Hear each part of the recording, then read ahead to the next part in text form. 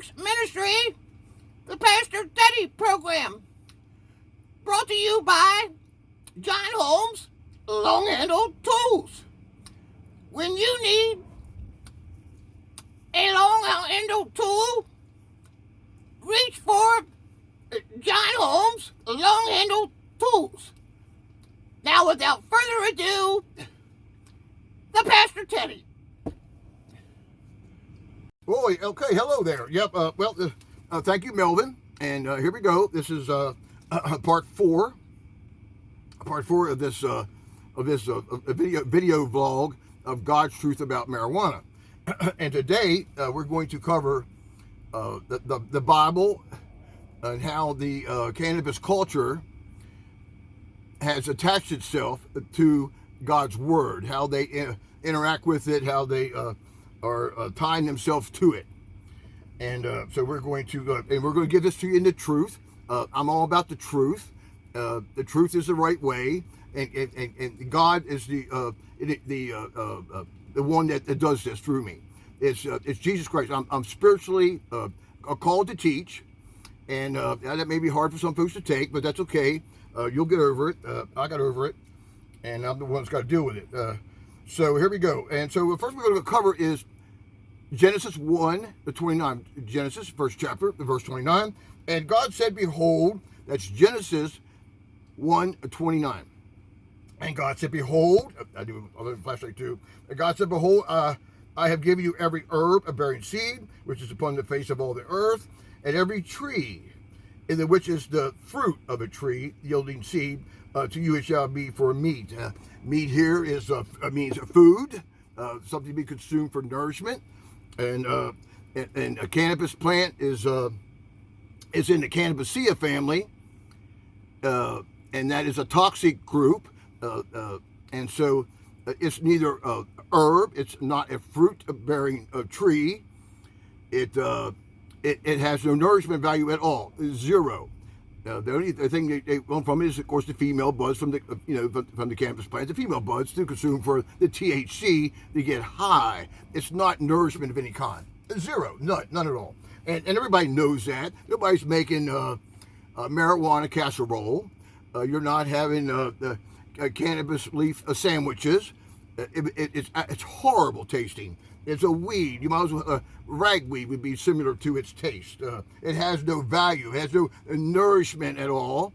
And so that's not true, okay? It's Genesis 1:29 refers not at all, zero to the cannabis plant, okay? And we all know that. Nobody's eating that stuff. Okay. How about the holy oil? They like to attach yourself to that, okay? And that's Exodus 30. That's 30. And 30 something. What was it here? Let's go do it. It's yes, sir. 30. And I should go here quicker, shouldn't I? Or you would think so, as good as I am the word. Okay, thou shalt make it. Okay, this is 30, and it's 22. Exodus chapter 30, and verse 22. Thou shalt also, 23, excuse me, 23. Well, it starts at 22. Moreover, the Lord spoke to Moses, saying, take thou also unto thee principal spices of pure myrrh, 500 shekels, and of sweet cinnamon, half so much, even 250 shekels, and of a sweet calamus, 250 shekels, and of the cassia, 500 shekels, and of the shekel of the sanctuary, after the shekel of the sanctuary, and of oil olive of him, and of oil olive and him, okay, and in, okay. So and that Exodus 30 and 23, 24. Now the one the ingredient they question, or they want to attach themselves as being cannabis, is the calamus, and so right. I have here. This is from the Jewish folks are still in the Old Testament. They that's how they go with the Old Testament. They don't go with the New Testament, Jesus and all that. And so so all the symbolic things, the physical things that they do are through that, still the physical. And this would be one. This is the holy oil that Moses. They still make it. There's many Jewish companies that make it, and they're all making it with calamus. There ain't nobody making it with cannabis. They're not doing it. No, they're not. I know it. It's disappointing, isn't it? But here's how they're making it. Calamus is it's in the Strong's Concordance. Here's your Strong's. This is your Hebrew and Greek for the King James Version Bible, the KJV, and that's, so this is what it breaks it down.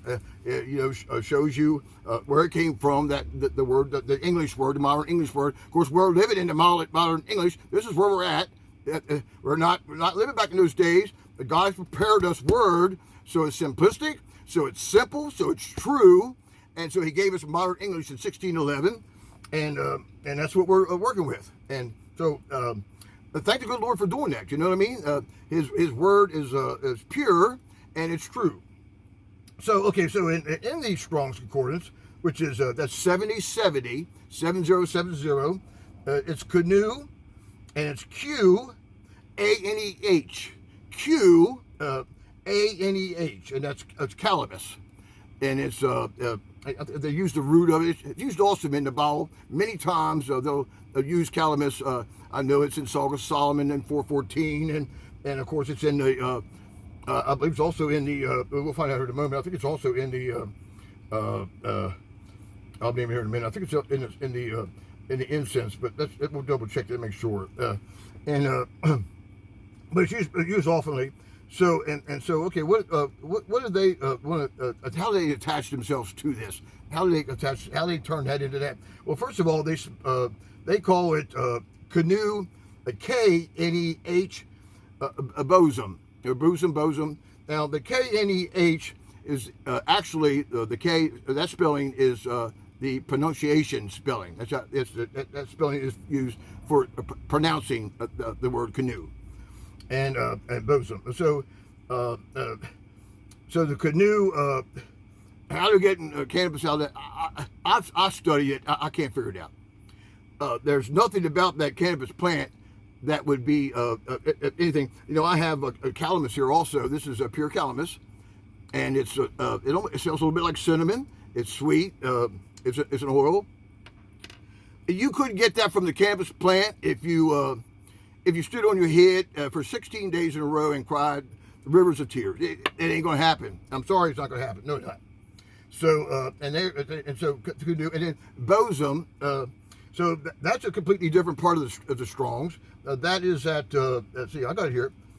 That's it. 1313 and 1314 is the word bosom, and they are referring to the balsam plant. The balsam plant, balsam plant. And the common name for that is touch me not. It's a touch me not, or a modern plant across from that is impatience. And why they put these two words together, how they do that, I have no concept of it. I can't even figure that out, where they get that from. But like I say, the bosom or bosom is the balsam plant, and it's called a touch me not. Or an impatient. It has nothing to do with cannabis. It has nothing to do with it. There's nothing good that smells about the cannabis plant. It doesn't. There's no part of that plant that has any qualities to be used in anything that God would use it for.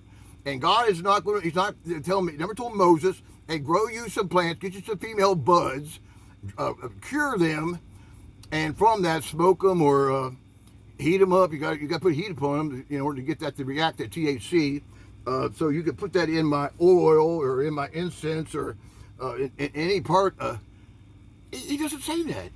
It doesn't even make sense. He would. So anyway. So there you go. So that kind of hits that a little bit for you, right? That covers that some. So that's not true. Not true at all. No, John. So yeah, 30 and 34.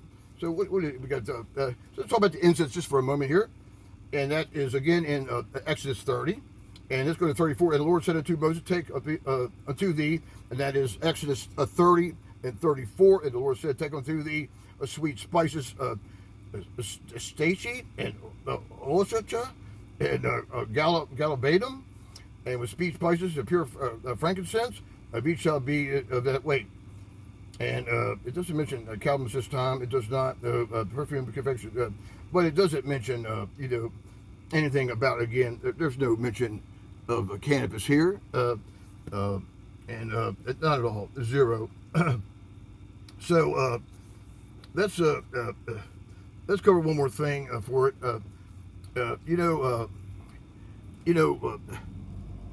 When Hitler was going take over the world, whatever he was going to do, become the king of the world, something like that. One of the things, first thing he did, he said when he attached himself to the Christian church, became the Catholic, he became a Catholic, which is the Christian church. And I'm not condemning him in any fashion. He was nuts and might have been scared to death of him. That well, we don't do something for him, he's going to burn our buildings down or kill all of us. I don't know, but anyway, he attached himself to that. That's what a lie does.